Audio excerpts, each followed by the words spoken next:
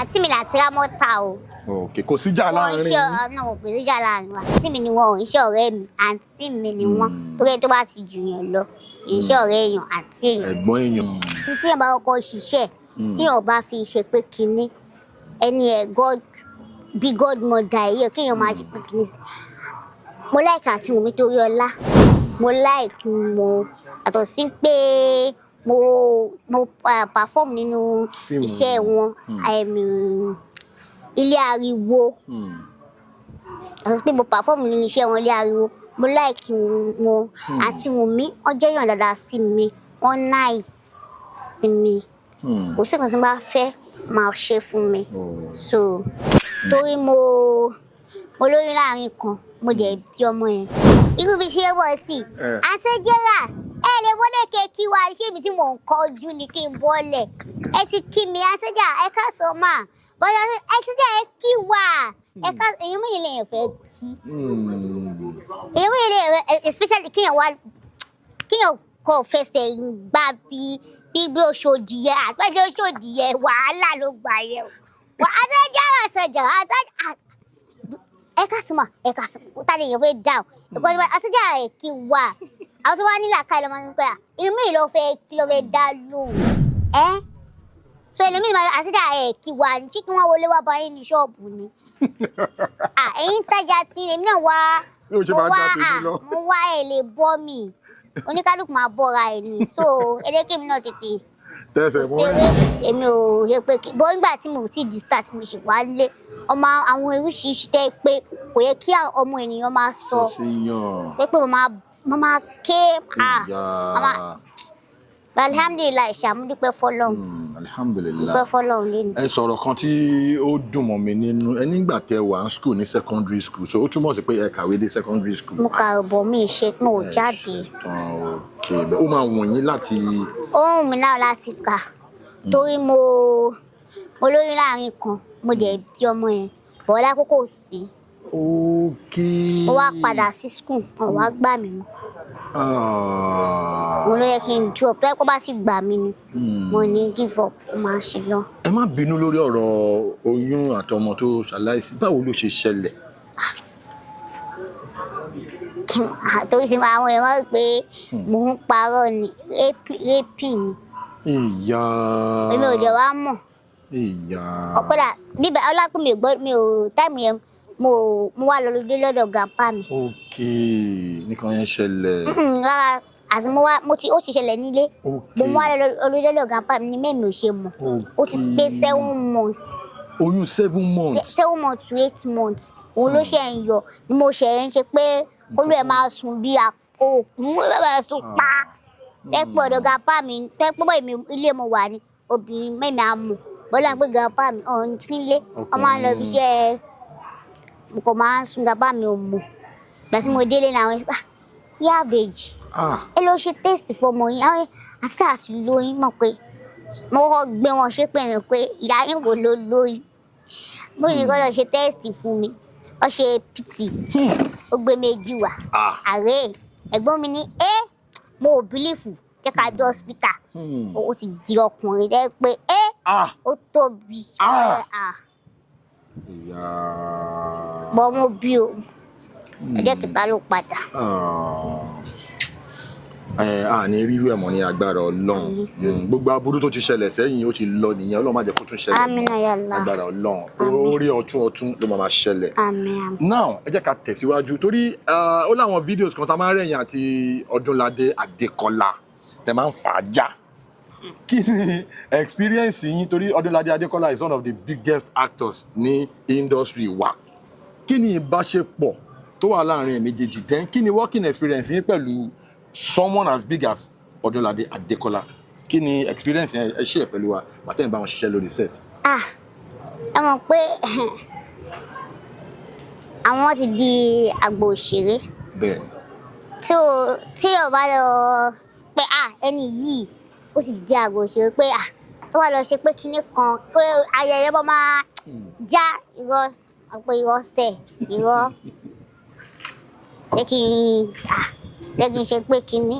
So ẹ̀wọ̀n bó bá ṣe ń gbé wá jíjà yà máa a máa lọ fà ni ibi tó ní kéèyàn máa ṣe dégun yẹn á ṣe kọjá bẹ́ẹ̀ so inú mi dùn gan láti bá wọn ṣiṣẹ́ jọ́ tí mo kọ́ rí wọn gan inú mi dùn torí mo rò pé màá rí gbogbo mo máa ń gbọ́ ni máa ń kọ́ fetí gbọ́ ni ọ̀dọ̀ gapá mi tí mo ti bẹ̀rẹ̀ sí ní ṣe kínní tí bá wálé ni pé mo bí ṣe lọ báyìí àwọn onítìátà wọn á dé fún alóbi ìjàwó ìgbomi á pé bó ṣe lọ jẹ lọ dé o tí bá dé wọn ní bó ṣe dé ló jẹ lọ o bójú ẹ báyìí ó ṣèpọ̀dún méjì ní July tí mo wọ industry bẹ́ẹ̀ ni ní oṣù birthday mi ní July. Okay, kí ni birthday yín? July 8. July 8. ìyàwó ìgbọ́n mi àwọn onífíìmù wọn bọ̀ ní bí ọ̀sẹ̀ yìí ọ̀sẹ̀ tó bá tẹ̀lé o mo ní bí ṣe wá pẹ́ nígbà máa lo bí oṣù méjì oṣù mẹ́ta lémi lọ skul mọ̀ torí tí máa délé náà mọ́kọ máa inú ilé máa wà àwọn àbọ̀ máa lọ skul ilé máa wà kò máa sùn ó ní máa dúró dáa máa dúró sọ̀rọ̀ gàpá mi ó dẹ̀ sọ fún T+ dẹ̀ sọ fún Spirit ó ní pé director jẹ́ ní ó ní final say tó bá nípa àwọn máa lo ẹni yìí o tí kò bá ní pé òun ò nílò kò ló náà nìyẹn so déédéé àti wọn méjèèjì pé àṣàǹtì máa bá wa ṣe pé déédéé ni pé ibi tí wọ́n fẹ́ gbin obì sí obì ti lálẹ́ wípé àwọn pé káwọn sọ pé náà ni pé wọ́n kú ti láìkẹ́ ni pé ọ̀dọ̀ rẹ̀ pé kí n play pé ìyàwó òkèlè. lẹ́sẹ̀ ní fíìmù yẹn àjẹfàájá. ó ní agbára gan. tí mo ń jẹ́ fi máléjì mi wọ́n fi Àjàrà alágbó fún mi ló wá fa gbogbo ẹja tó yẹ pé ẹ fi di ìlú mọ̀ọ́ká. Àjàrà mo fẹ́ sọ kankan fún yín torí ilé ayé yìí ó ní bí Ọlọ́run ṣe máa ń ṣe oore fẹ́ dà lọ́tọ̀ọ̀tọ̀ ní industry tá wà yìí ẹlòmíì ti wà ní industry yìí ó ti tó jọ mẹ́ta tẹ́ bá bí ẹlòmíì á ní àwọn tó wà ní industry bí i 20 years wọn ì tí ì mọ̀ àwọn ará ilé ẹ̀ gan wọn ò mọ̀ kó ń ṣe fíìmù ó dẹ̀ wà ní industry ó dẹ̀ ń ṣe akitiyan lóríṣiríṣi ẹlòmíì kẹ̀dẹ̀rẹ̀ 10 years ló ti lò wọn ì tí ì dámọ̀ gbogbo àwọn tí ó ń struggle láti di pé wọ́n fẹ́ popular kọ́ ló ń fún wọn ṣe torí kò easy but ẹ̀yin sọ nínú ọ̀rọ̀ yín sìn pé 2 years lẹ́sẹ̀kẹ̀ wọ industry wa. 2 years tí mo wọ industry ni 2 years. Ọlọ́run bless yín àti Àjàrà o ẹ kàn máa ń gawú ni ẹ kàn máa ń gàzọ̀ gan Ọlọ́run bless yín o so ló fi dá kí ẹ máa dúpẹ́ lọ́wọ́ Ọlọ́run ìrìn àjò tẹ́lómìn rìn láàrin 20 years tí kò tí débi tó ń lọ láàrin 2 years ẹ ti ń rìn báyìí wọ́n ti dá yín mọ̀ ọpẹ́ ni fún Ọlọ́run. Alhamdulillah. Now kí ni nǹkan tó dùn mọ́ yín nínú jù nínú industry wa àgbàtà ti join bóyá yọkan àbí méjì téèyàn kan ṣe fún yín ni o tàbí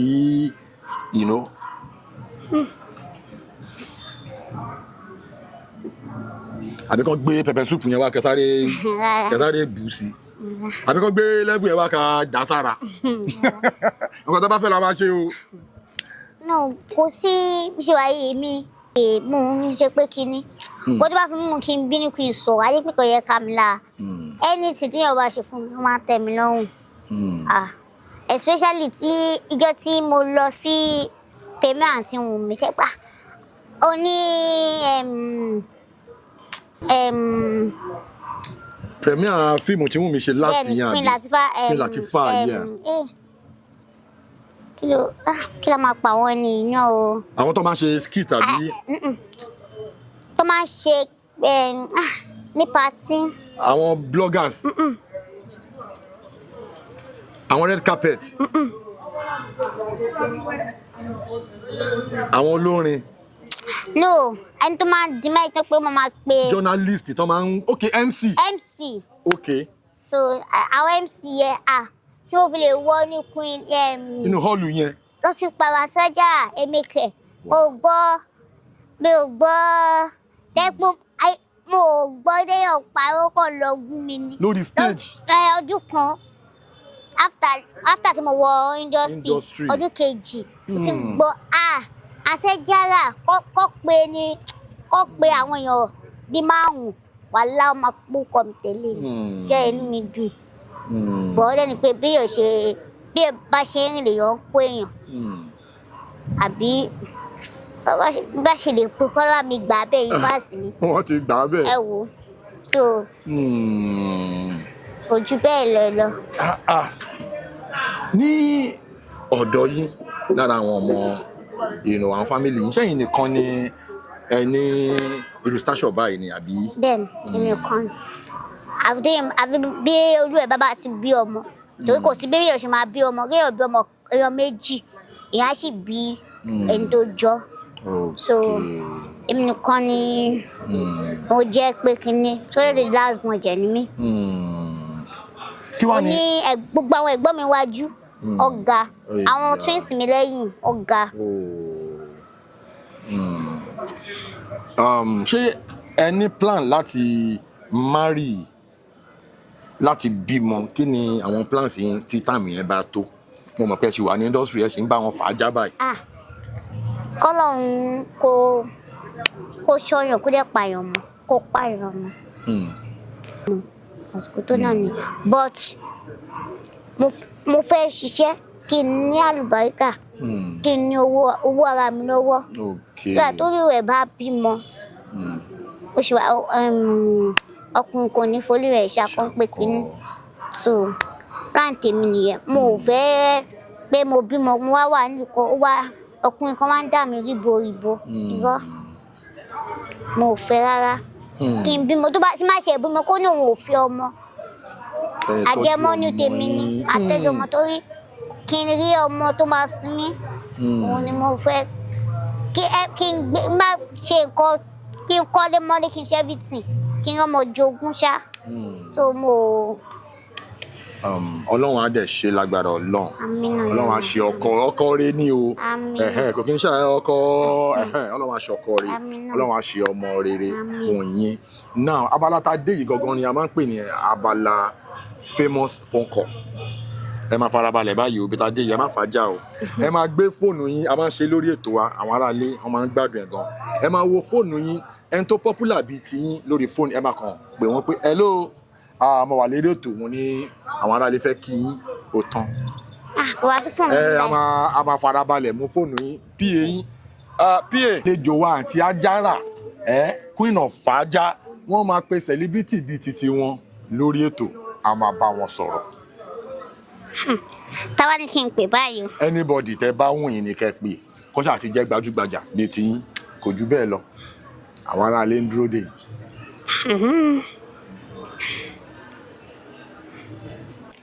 alẹ́ má bínú. Fóònù yẹn ti ń ríngìn ẹ máa gbọ́ ẹni tí àlejò wa tí wọ́n ń pè bẹ́ẹ̀ ni celebrity phone call famous phone call la máa ń pè. ẹni tí mo pè kó bá fún mi lè pè. fún yín lè pè. jẹ́ kí n pè wọ́n lọ́díò. ok ẹ pè wọ́n direct wọ́n máa gbé a ṣe ń dúró ẹ̀yin aráalé ẹ jẹ́ ká fi ẹ̀dọ̀ lórí òróró kálejò wa fi pé. afa máa pè padà.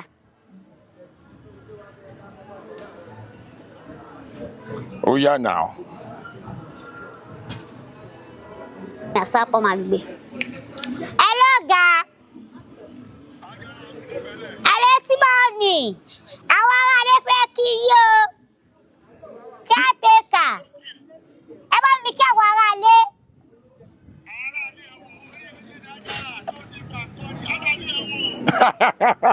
orí ètò làwà T-Money ẹ kí àwọn aráalé a dẹ̀ ti sọ fún wọn pé kán lọ wo Caretaker lórí Brother Samuel TV. ẹ̀yin aráalé mo kí yín o ẹ̀yin aráalé mo kí yín o. ẹ ṣé gan, thank you so much a pè yín ẹ jẹ́ wa, God bless you. So ẹni pé ó lọ fún àgàn lórí ètò lẹ́ni a dẹ̀ ti fàájà àti bò fà thank you so much for. àwọn aráalé kí ẹ dẹ̀ sọ fíìmù tẹ́ṣẹ̀ṣẹ̀ ṣe tàbí tẹ́ṣẹ̀ṣẹ̀ wà nú ẹ̀ tó fẹ́ jáde àbí tó ti jáde ẹ sọ fún àwọn aráalé. ẹ̀yin aráalé ẹ ṣé mo dúpẹ́ tí ẹ máa ń bá wa wo gbogbo fíìmù wa ìtí mo wà ń bẹ̀ àti tí mo sì ń bẹ̀ thank you very much I really appreciate. Caretaker ó ti ń show lórí Brother Samu TV kẹjọ wá lọ bá mi wo Ginger ní sinimá lọ́la ó ti ẹ̀yin kò lọ fa ginger ara yín kẹ́ lọ wo ginger ní sinimá ṣé fíìmù méjèèjì yẹ oúnjẹ wọn là wọn gbé mu ginger yẹ sinimá lọ là ó máa jáde kò lọ fà ó ti lọ bẹ́ẹ̀ nìyẹn. ṣé ti gbọ́ ẹ̀yin ará ilé ẹ rí pé ginger ó máa hit cinemas lọ́la Ọlọ́run sẹ́ ẹ jọ̀ọ́ tètè bá lọ máa bo fàáfàá fíìmù mi torí ọlá then ẹ lọ bá àti gba wọn àti ẹ̀yin ẹ lọ bá wa wo kíátẹkà náà lórí brother Samuel TV.